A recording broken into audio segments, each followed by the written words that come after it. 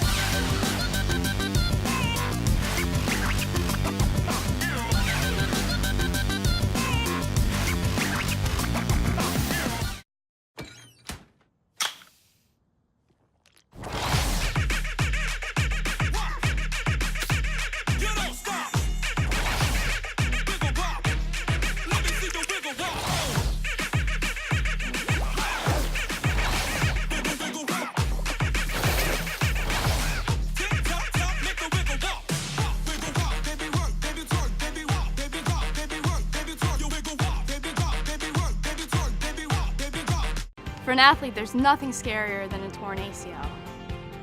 Athletes trust us with their care and their careers because we're a recognized leader in sports medicine. Get back to your active life sooner with MedStar Sports Medicine. Wise Market's ice cream plant is based in Sunbury, Pennsylvania, and locally owned and operated. We've been making our ice cream for nearly 50 years. We create roughly 70 flavors of ice cream right now.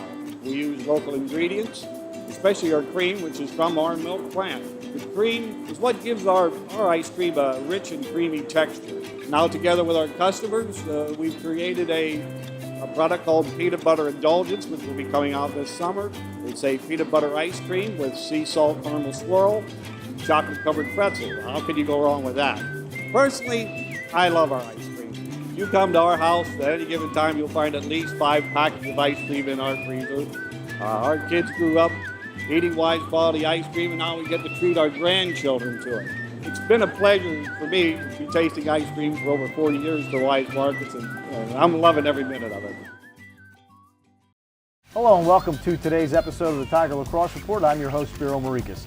The Towson University Tigers were on the road for game number 2 of the season. They took on the Hoyas of Georgetown down in Washington.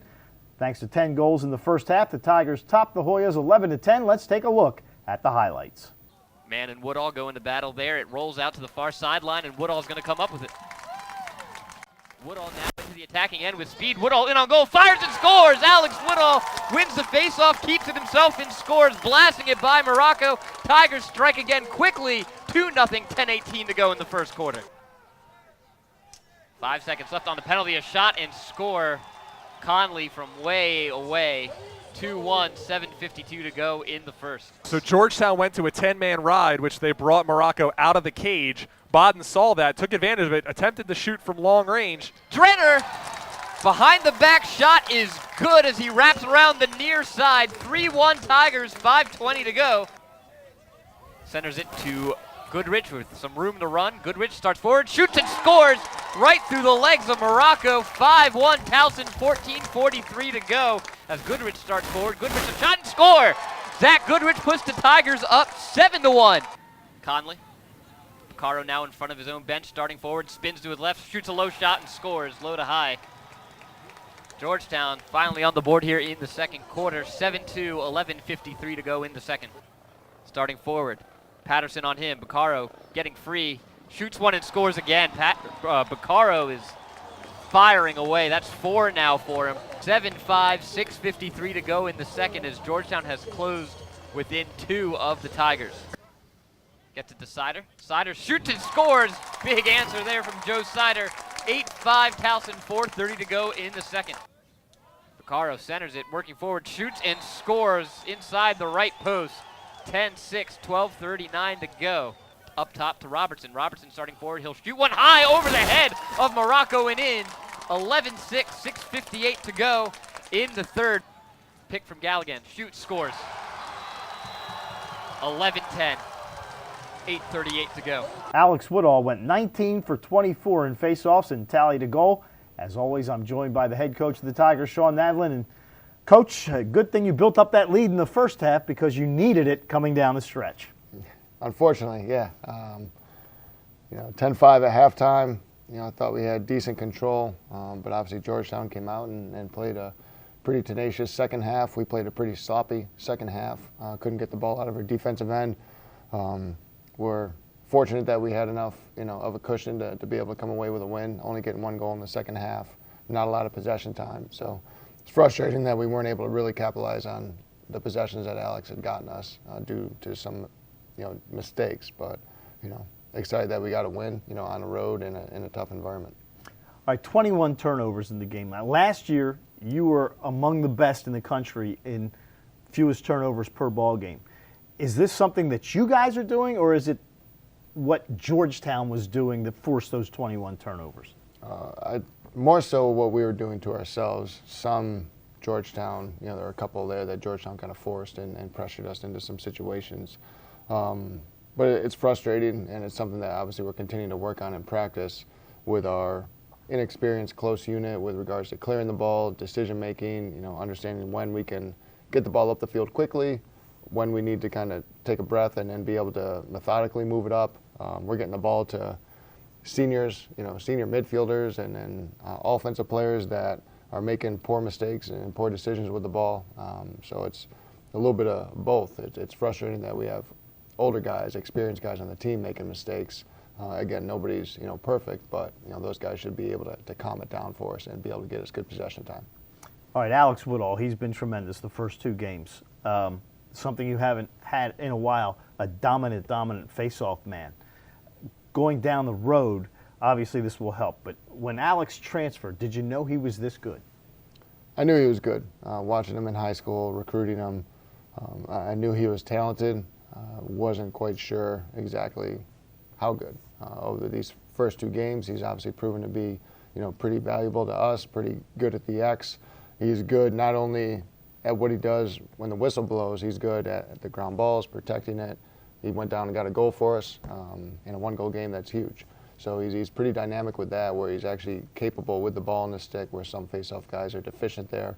So that helps out. But I like the way that he works in practice. That's what's really been fun for us as a staff to see him come in and incorporate that work ethic into what we do. Your goalkeeper, Josh Miller, assess his performance the first 2 games. I thought he was solid, definitely against Mount St. Mary's. Made the saves he was supposed to make, stole a couple. Against Georgetown, I don't think he was as good. I would like to see him get a couple more saves that were goals, especially against the Bucaro kid who ended up having 6. I thought he was shooting in the same spot, and then after the first 3, you would like to think that he's probably going to go back to the well there, which he did, and then we didn't, Josh didn't make a good adjustment with that. But he also, gobbled up a couple shots that maybe could have been goals, and that's what Josh does. But we need him to get much better at kind of the perimeter shots, the time and space shots, and being more focused on those.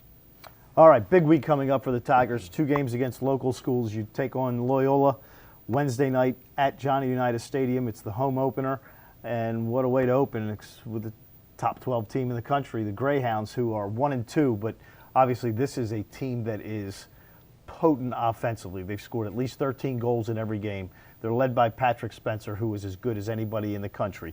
So for you guys, no knock against Mount St. Mary's and Georgetown, but the competition kind of steps up this week. Absolutely, and we kind of expected that when our schedule came out and understanding who's on it. We kind of obviously build up and tough competition from here on out. Not that Georgetown or Mount St. Mary's weren't, but obviously looking at kind of where teams are ranked, that's what it is. We're excited. We're excited about the opportunity. We know about them offensively. It's not just their offensive personnel; it's their defense leading to their offense. Their D middies, their long stick middie, their face-off guy had 2 goals against Virginia. So it's not just Patrick Spencer and Romar and those guys, Sherlock, scoring the goals. It's everybody getting involved. So, we have to understand that. We've done a decent job preparing for that to this point in the week. Our close defense has got to be much better than what we were at Georgetown to be better. I think the communication needs to pick up. I think that's where we're a little deficient right now. We don't have everybody communicating and working together. So hopefully that can be better for us. How about having a short week for the first time this year, going Saturday to Wednesday? Yeah, we got to try to manage the physical side of it. We still got to get the practice reps in and then making sure that we're understanding their concepts and then getting better ourselves, but we don't want to overtax our guys, and so that we're kind of limping into the game Wednesday night against Loyola due to too much physical work. So a little bit more emphasis on the mental preparation, whether it be at practice or on your own time watching film review with the coaches. So really trying to understand what Loyola is about and how we need to attack them. Last year, you beat them 10-8 during the regular season over at Ridley Field. They beat you in Ohio State in the quarterfinals of the NCAA tournament, both games 10-8. How different is this Loyola team from last year? Obviously, they know that your defense is completely different. How about the Greyhounds? How different is their team from the one that went to the Final Four last year? Yeah, they graduated a couple guys offensively, but they're still very, very talented, very dangerous. You know, they kind of plugged in a couple more players and are still looking strong there. You know, defensively, they lost a couple guys. They still have their face-off guy back, so not much has changed on their part. I think, like us, they're still trying to figure out the chemistry side on the defensive end. Offensively, you know, they're experienced. They're a little bit more cohesive as far as where it looks like right now in the season, similar to us. So I think a couple similar teams in that regard. Both face-off guys have had strong showings so far this year. Savio, I think, is much improved from where he was last year, which, you know, is scary to think about because he tuned us up pretty good in the quarterfinal game. So where we had an advantage in the regular season last year, he's gotten better. So that'll be a fun matchup to watch him and Alex go at it. For the guys that were on the team last year, your guys that were juniors, freshmen, and sophomores, do you think they are going to go out on that field saying to themselves, all right, these are the guys that ended our season last year. It's time for a little payback? There's probably a little bit of that. We really don't try to focus on that. You know, last year is last year. You know, it's an opportunity. You know, obviously a team that's right down the road that we play every year. You know, this is big for both teams. You know, what they did to us last year, yeah, that, you know, we did it to ourselves. You know, it's not so much that I think Loyola beat us. You know, I think we beat ourselves in that game, unfortunately. So we got to try not to do that, you know, on Wednesday night. You know, get out there and then play as clean a game as we can. Definitely cut down on the turnovers, maximize our opportunities on the offensive end, be very disciplined and sound but aggressive on the defensive end. You know, at this point in the year, you know, we're just trying to get better every day in practice, every game. You know, we know Loyola is going to be a huge test. You know, not really playing into that. If those guys, you know, those returners from last year use that as a little motivation, great. But I don't think it's the overriding, you know, push for us to be successful on Wednesday.